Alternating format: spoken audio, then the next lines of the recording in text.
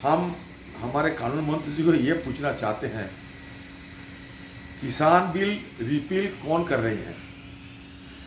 आपकी सरकार कर रही है। वो भी तो पास हो गए थे। तो जो बिल पास हो गए थे बहुमत की बाहुबली पर, उसको रिपील करके खत्म करके आप कुछ नए बात करने के लिए सोच रहे हैं। तो आप कानून मंत्री, आपके पार्टी, आपकी सरकार जो कानून पारित हो चुके हैं वो कानून को वापस क्यों ले रहे हैं? ये तो जवाब आपको देना पड़ेगा कि हम एक बार कानून पास होने के बाद ये मान के चलते हैं। ये तो आपका जवाब देना पड़ेगा। आपने लैंड एक्विजिशन पे ऑर्डिनेंस लाए और बाद में वापस ले लिया। तो आपकी सरकार ये रोल बैक सरकार बन गए हैं। हम क्या करें?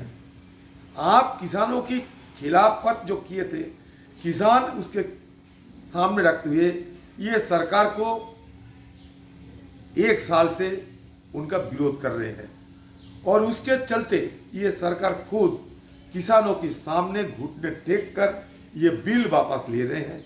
वो भी तो बहुमत से पास हो गए थे। उस दिन तो हम विरोध कर रहे हैं। विरोधी पक्ष का काम होता है विरोध करना। किस में विरोध करना? हमें जो लगे कि आम जनता की इसमें हानि होगी, उस चीज पे हम विरोध करने के लिए यहाँ आए हैं। यहाँ घूमने के लिए नहीं आए हैं, ये चाना चबाने के लिए नहीं आए हैं, यहाँ पुलाव बिरयानी खाने के लिए नहीं आए हैं। जहाँ आम जनता की अपने स्वार्थ को, आम जनता की भलाई को हम जब देखेंगे ये नहीं संपन्न होते हैं, इसमें बुराई होते हैं, इसमें आम लोगों की हानि पहुंचेंगे, तो हम तो विरोध करेंगे। इसीलिए ना हम विरोध पक्ष है। 14 पार्टी बॉयकॉट किए हैं, लेकिन मेघवाल साहब सिर्फ कांग्रेस का क्यों जिक्र कर रहे हैं और उसके साथ साथ नेहरू गांधी परिवार की क्यों जिक्र कर रहे हैं? एक तरफ कहते कि 14 पार्टी बॉयकॉट किए हैं, तो 14 पार्टी का सारा कांग्रेस पार्टी है, दूसरे पार्टी भी तो बॉयकॉट किए हैं।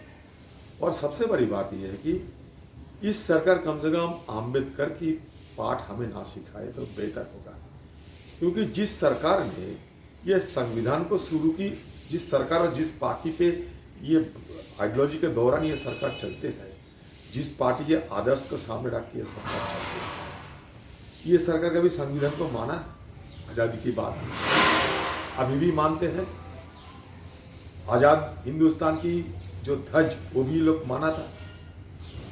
ये आज़ादी के लिए क्या किया था, कोई ब्यौरा तो दे। आज़ादी के समय ब्रिटिश के गुलामी किए थे, ब्रिटिश के दलाली किए थे, ब्रिटिश हुकूमत को मदद किए थे, इसलिए कि जैसे आज़ाद हिंदुस्तान ना बन पाए। और उन्हीं की मुंह से आज अंबेडकर की बात सुना जा रही है। ये भूत का मुंह में राम की नाम अच्छा तो नहीं लगते।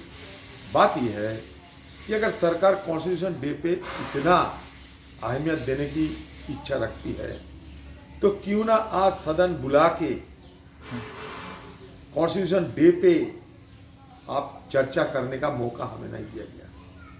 कोई तो आसमान तो टूट नहीं पड़ते कि आज 29 तारीख के बदले अगर आज कम से कम कॉन्स्टिट्यूशन डे की मद्देनजर एक सदन बुला लेते, हम सब इसमें भाग लेते।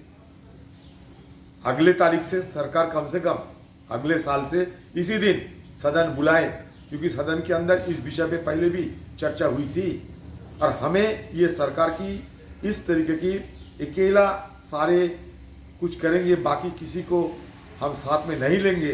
कॉन्स्टिट्यूशन उनके अकेले नहीं है, सबका कॉन्स्टिट्यूशन है, सारे हिंदुस्तानियों का ये कॉन्स्टिट्यूशन है।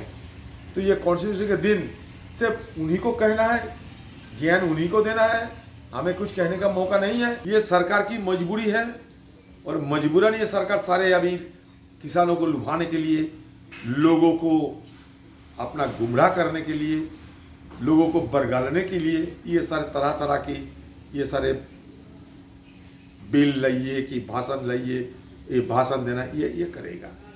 ये आम लोगों को गुमराह करना, किसानों को लुभाना। यूपी चुनाव में आम लोग आप हम लोग को वोट दो, ये घुमा के बताने के लिए ये सारे कवायद करेगी। और हमारा काम हम स्पष्ट कर दिए हैं। पिछले बार जब कोविड के समय ये ऑर्डिनेंस लाया गया था और उसके बाद जब कानून पारित किया गया था किसान मुद्दों को लेकर, उस समय हम विरोध किए थे, बीच में किए थे, सदन की बाहर किए थे, राहुल जी ट्रैक्टर रैली करके किए थे, सदन के अंदर हम लोग किए थे। वो हमारा रवैया स्पष्ट है, हमारा रवैया में कोई इधर उधर नहीं, स्पष्ट रवैया है हमारा। तो ये रवैया हम अपनाते रहेंगे। अगले तारीख में हम ये कहेंगे सरकार को कि मिनिमम सपोर्ट प्राइस, न्यूनतम सहायक मूल्य जिसकी बात किसान कर रहे हैं, वो आप सरकार को मान्यता देना चाहिए। ये बात उठाएंगे। हम बात उठाएंगे कि एक मंत्री जिनकी बेटे ने अपने पिताजी की खुश करने के लिए पिताजी की जो भाषण दिया था, ये भाषण से जो उत्तेजना पैदा हुई थी, जिसके चलते किसानों ने शांतिपूर्ण ढंग से विरोध प्रदर्शन करने का मन बना लिया था, और उसी शांतिपूर्ण आंदोलनकारियों के ऊपर ट्रैक्टर से गाड़ी चला के जो कुचलने की जो निर्मम घटना हम देखे हैं कि शांतिपूर्ण आंदोलनकारियों को कुचले जा रहे हैं, गाड़ी के तले कुचल जा रहे हैं, और वो मंत्री जी के इशारे पर वो मंत्री को इस्तीफा देना चाहिए, किसानों को मुआवजा देना चाहिए, किसानों के खिलाफ जो फिजूल मामला दर्ज किए गए थे उसको वापस ही लेना चाहिए। तरह तरह के मुद्दा हमारे पास है, उठाऊंगा हम लोग।